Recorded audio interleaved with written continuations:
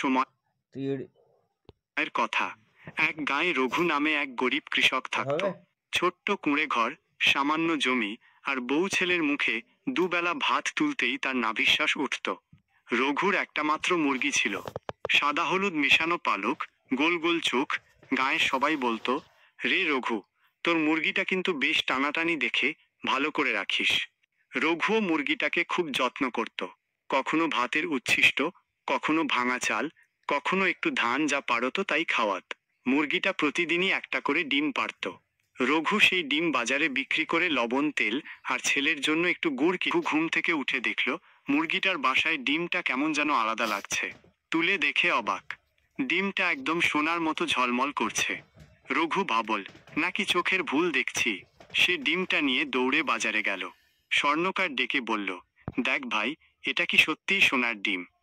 স্বর্ণকার ডিমটা ঘষে কাটে ওজন করে বলল, রে রঘু, এটা কিন্তু খাঁটি সোনার ডিম, চাইলে অনেক টাকা পাবি। রঘুর তো যেন মাথা ঘুরে যায়। সোনার ডিম বিক্রি করে সে ভালোই টাকা পেল।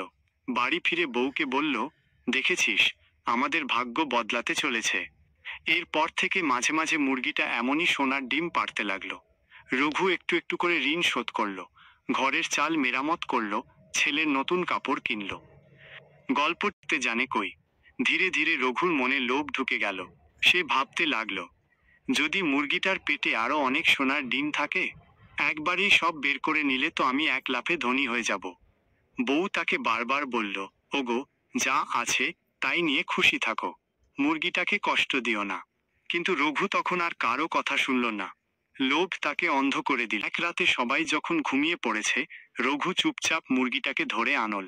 মুরগি তার দিকে করুণ চোখে তাকিয়ে কক কক করে ডাকছিল, যেন বলছে, কৃষক, তুমি তো আমাকে এতদিন ভালোবাসতে, আজ হঠাৎ কেন এরকম আচরণ? কিন্তু রঘু আর শুনল না। সে ভাবল, একটু কষ্ট হলেই কি, এরপর তো সুখেই কাটবে সারা জীবন। সে মুরগিটাকে জবাই করে পেট কেটে দেখল। ভিতরে কি আছে জানো? সাধারণই মুরগির পেট, না সোনা, না ডিম, কিছুই না, শুধু রক্ত মাংস। রঘুর সব আশা এক মুহূর্তে ভেঙে গেল। সোনার ডিম পাড়া মুরগিটাও মারা গেল, আর ভবিষ্যতে সে যে ডিমগুলো পেত সেগুলোর আশাও শেষ।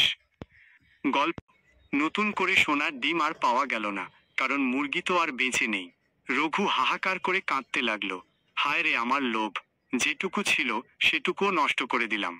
তখন গ্রামের বুড়ো একজন বলল, দেখলে তো রঘু, অতিরিক্ত লোভ করলে যেটুকু আছে সেটাও হারিয়ে যায়। ধীরে ধীরে যা আসে সেটাই আসল সম্পদ। রঘু আর কোনোদিন লোভ করল না। তারপর থেকে সে পরিশ্রম আর ধৈর্য দিয়ে আবার জীবনটা গুছিয়ে নিতে লাগলো। তবে সোনার ডিম পাড়া মুরগিটাকে সে কোনোদিন ভুলতে পারল না।